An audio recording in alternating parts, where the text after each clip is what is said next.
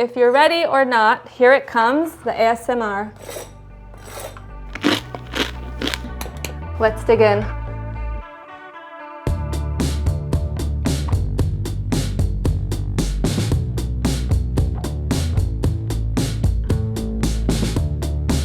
Hey, welcome to my kitchen. My name's Ariel, and today we're going to be making one of my favorite recipes from my childhood. It's called TACHIN.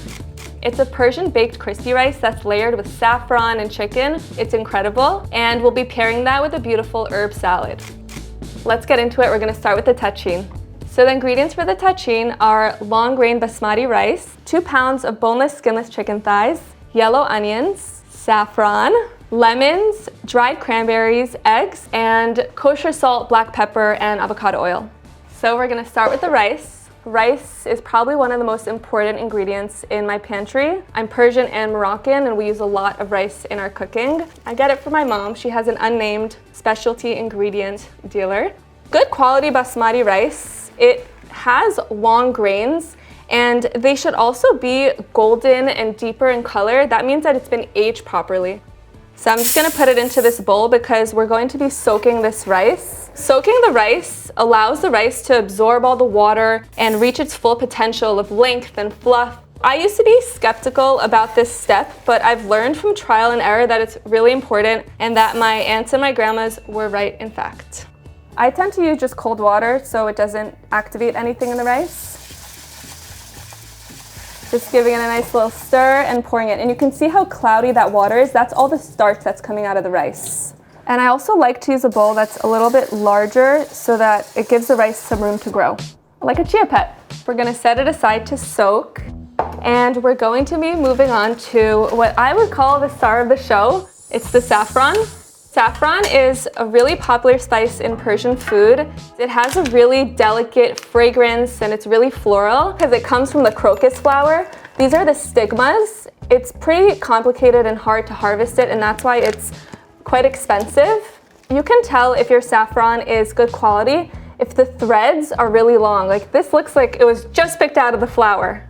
It's so beautiful. And we'll need to bloom the saffron so we can really get all of its essence. And for that, we'll use a handy dandy mortar and pestle. So I'm gonna add a pinch of kosher salt to help grind the saffron in the mortar and pestle.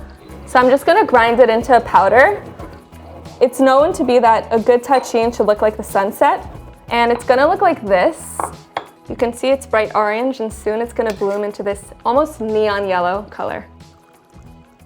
So I'm just gonna mix this a little bit, and then I'll just set it aside, and as we prepare the chicken, it's gonna bloom and reach its best potential. So now we'll get started on the chicken filling, which has some sauteed onions and lemon juice, so I like to prep that in advance. I'm gonna start by cutting 2 yellow onions. I like to cut it in half, and then I'm just gonna peel it quickly. I learned in culinary school, it's always good to have a garbage disposal bowl at your side. I'm gonna teach you my tips. Okay, and then another tip from culinary school is to always use a paring knife when you're peeling off the onion. It's nice and elegant. So I'm just using the paring knife like an extension of my hand, and it just peels right off. Just like that. And here come the tears. In my recipes, I often say to either cut them crosswise or lengthwise. This is a lengthwise moment, which means I'm cutting it alongside the length of the onion. And we'll get these beautiful strands that we're gonna saute. Are you crying? A little bit. Nothing gets me like onions. Oh, I know, you're crying. So one thing I want to mention is that it's very common to use yogurt in TACHIN, and to keep this TACHIN dairy-free, I'll be using lemon juice to keep that tangy flavor as a replacement for the yogurt. Okay, so let's get started on the chicken filling.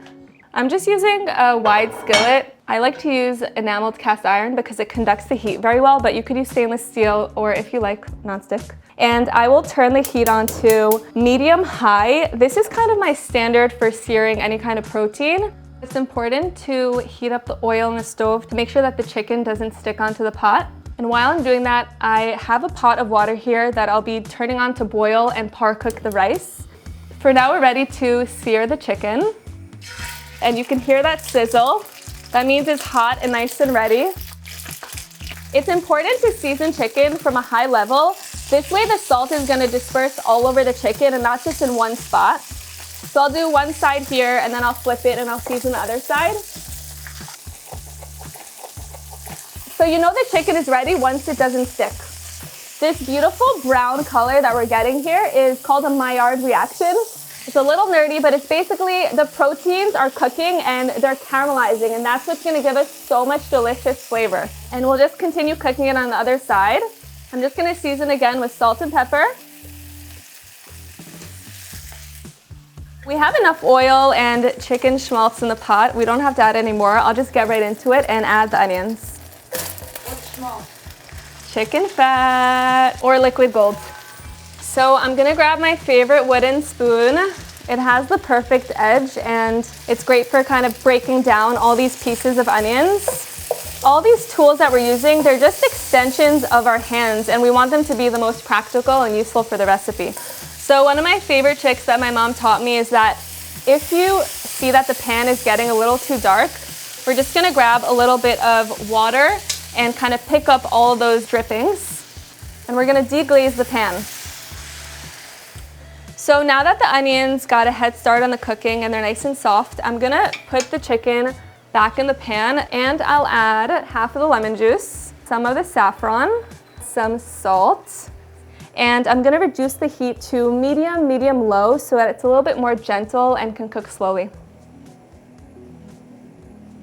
So the hot water is boiling and we're ready to par cook the rice. It's very important to season the water, so I'm putting half a cup of salt. This is gonna be most of the seasoning of the rice at this moment, and you wanna mix it right away to make sure no rice grains stick to the bottom of the pot.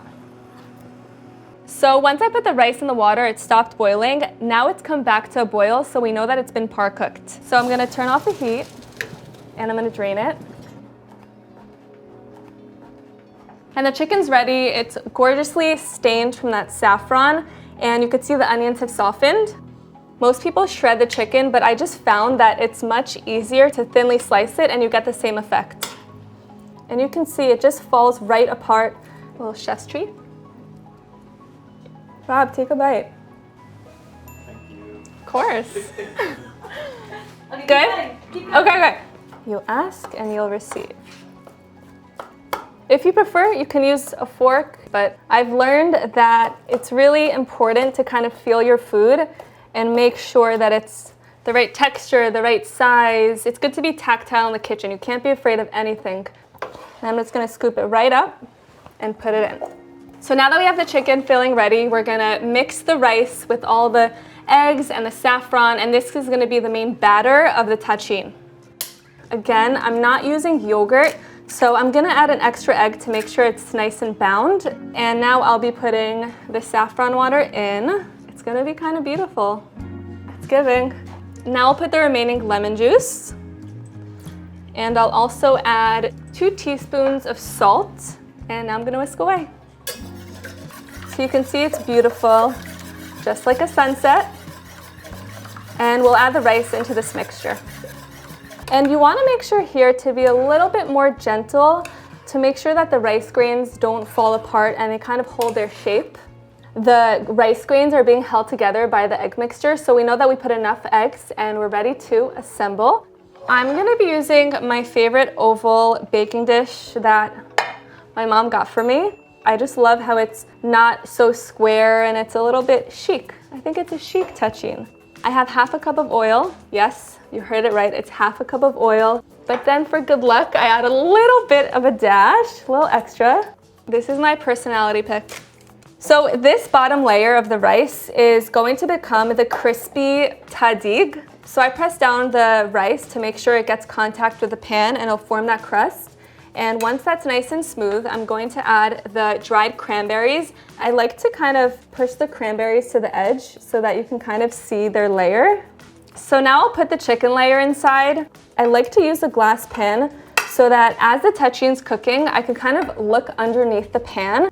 So you'll know if it needs a little bit more time or a little bit less time. So to make sure that the tachin doesn't dry out and it stays tender, I'm gonna cover it with some aluminum foil, heavy duty aluminum foil.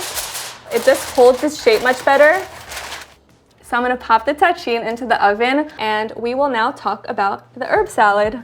If you know me, you know I love herbs, and if you don't know me, now you do. We're gonna celebrate herbs in a salad. We're using fresh parsley, cilantro, and dill. So I'm gonna start with the dressing. I'm just gonna assemble it in one bowl so it makes everything easier. Most of the time, I use lemon juice over vinegar in dressings. Maybe that's my Mediterranean side. And I'll add 1.5 teaspoons of Dijon mustard. We'll add some freshly ground black pepper, plus kosher salt. For dressings, I usually like to use extra virgin olive oil that's really bright and peppery and cold pressed. So now I'm just gonna whisk this all together until it's nicely emulsified. Just like that. So now we're just gonna build the salad in the bowl. We're gonna add walnuts that I toasted, pomegranate seeds, and to make the salad a little bit more hearty, some Granny Smith apples, and they round out the salad perfectly. So you could see the ratios here. We're not messing around. When I say herbs, I mean herbs. As Ina says, you wanna know what you're gonna be eating, so I wanna show people that there's pomegranates in here. Thank you, Ina. So the salad's ready. I'm gonna set it aside, and then we're gonna check on the tachin and do the big reveal. There we go. Okay, the moment of truth has arrived. So beautiful. I told you it's going to be as golden as a sunset, so we're good there. And now I'm going to take a serving platter that's the same shape as the baking pan and a little bit wider so that we can have a handle to flip it. And it's a very quick action. Deep breath, I'm confident. And you go 1, 2, 3.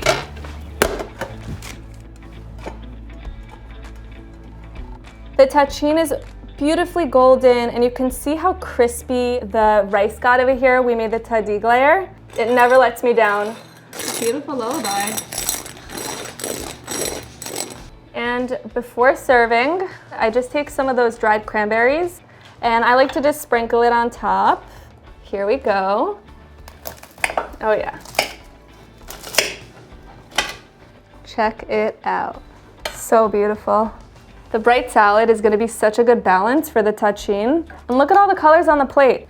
Every time I cook Persian food, I just feel like it's such a celebration of colors and flavors, and it's not quiet, it's bold. So I'm just gonna go right in and grab my favorite part.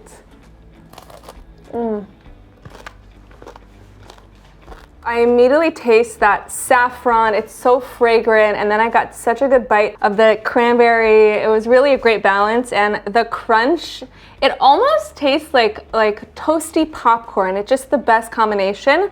And now I'm gonna give the salad a little try. The salad is so fresh and bright, and it's the perfect balance to the tachin. We did it. We made the gorgeous chicken tachin and the herb salad. I had so much fun welcoming you all into my kitchen, and I'm really excited to share more. Tune in next time, and I'll see you soon. Okay, you guys have to try this. I'm not waiting any longer. Dig in. This is the best real estate right here. All right, let's do it. Let's do the crunch. Ready?